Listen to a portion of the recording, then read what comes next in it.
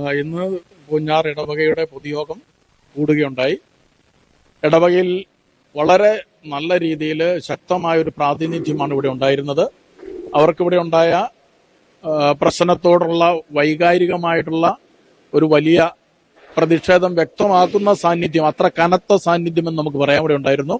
അവരെല്ലാവരും എന്നാൽ വളരെ പക്വമായിട്ട് മാന്യമായിട്ട് ഈ സംഭവത്തോട് പ്രതികരിക്കുകയും ഈ സംഭവം ഇനി ആവർത്തിക്കാതിരിക്കണം, അതിനെന്ത് ചെയ്യണം എന്നുള്ള കാര്യവും, അതോടൊപ്പം തന്നെ ഇപ്പോൾ വന്നിരിക്കുന്ന സംഭവത്തെ സംബന്ധിച്ച് നിയമപരമായിട്ട് ഗവൺമെന്റ് ഭാഗത്തുനിന്നും പോലീസ് അധികാരികളുടെ ഭാഗത്തുനിന്നും കുറെ കൂടി അവർ തീക്ഷ്ണമായി പ്രവർത്തിക്കുമെന്നൊരു പ്രതീക്ഷയും ഇതുവരെ ചെയ്ത കാര്യങ്ങളിൽ ഒരുമാതിരി സംതൃപ്തിയും ഒക്കെ അവർ പ്രകടിപ്പിച്ചിട്ടുണ്ട്. പക്ഷേ ഇത് ആവർത്തിക്കാൻ പാടില്ല. അതുകൊണ്ട് പോലീസിന്റെ പരിധിയിൽ കവിഞ്ഞു പോകുന്ന കാര്യങ്ങളാണെന്ന് തോന്നിയാൽ ഇത് NIAക്ക് വിട്ടുകൊടുത്ത് വളരെ ഗൗരവകരമായ രീതിയിൽ ഡീൽ ചെയ്യണം. കാരണം ഇതൊരു സിംഗിൾ ഇൻസിഡന്റ് അല്ല, ഇതൊരു പ്രശ്ന പരമ്പരയാണ്.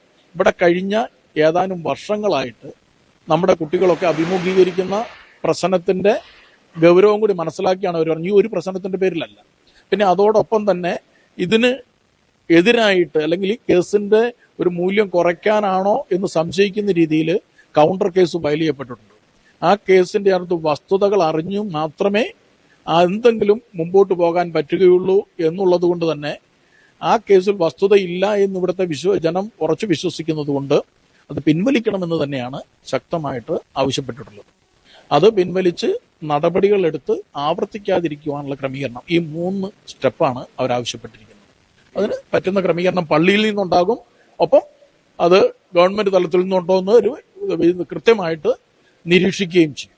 ഇടവചനങ്ങൾക്കെതിരെ എടുത്തേക്കുന്ന കേസ്, അതിന്റെ ഡീറ്റെയിൽസ് എന്താണ്? ഇവിടുത്തെ ഇടവചനങ്ങൾ 2 പേരുടെ പേര് പറഞ്ഞും കണ്ടാലറിയാവുന്ന 3 പേരുടെയും പേരിലാണ് ജാമ്യമില്ലാത്ത വ്യവസ്ഥകൾ ചേർത്ത് കേസെടുത്തിരിക്കുന്നത്.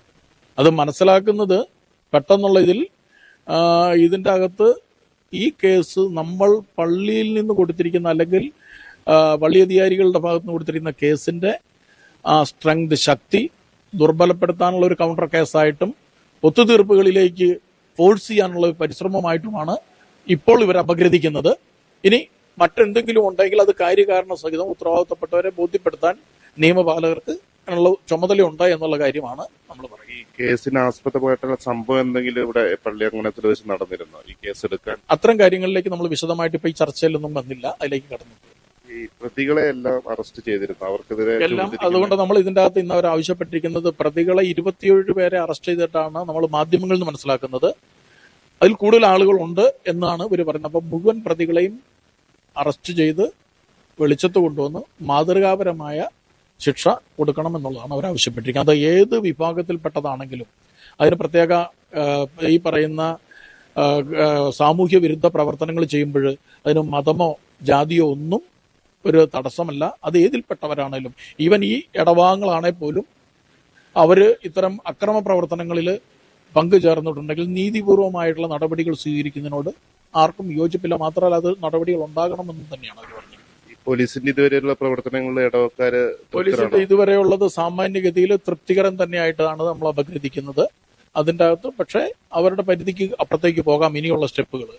അതൊക്കെ ഈ പറഞ്ഞ പോലെ പെട്ടെന്ന് തട്ടിക്കൂട്ടും ഒത്തുതീർപ്പും ഒക്കെ പോകാൻ സാധ്യതയുള്ളതുകൊണ്ട് അത് ശരിയായ രീതിയിൽ പോകാൻ അവർക്ക് ബുദ്ധിമുട്ടുണ്ടെങ്കിൽ, അവർക്ക് ചിലപ്പോൾ പ്രായോഗികമായ നാട്ടുകാരെന്ന രീതിയിലും മറ്റു തരത്തിലൊക്കെ ബുദ്ധിമുട്ടുണ്ടെങ്കിൽ അത് ഏറ്റവും നല്ലത് NIA ഏൽപ്പിക്കുക. കാരണം ഇത് ആ തരത്തിലുള്ള ഒരു സ്വഭാവം ഈ 2 വർഷമായിട്ട് ഇത്തരം ഈ കുൽസിത പ്രവർത്തനങ്ങളിൽ നമ്മൾ ദർശിക്കുന്നുണ്ട്. അതുകൊണ്ടാണ് ഇന്നലെ നടന്ന സർവകക്ഷി യോഗത്തില് സഭയുടെ ഔദ്യോഗികമായ ആരെങ്കിലും പങ്കെടുത്തിരുന്നോ? അതേപോലെ തന്നെ ഇടവകയുടെ പ്രതിനിധീകരിച്ച് ആരെങ്കിലും പങ്കെടുത്തിരുന്നോ?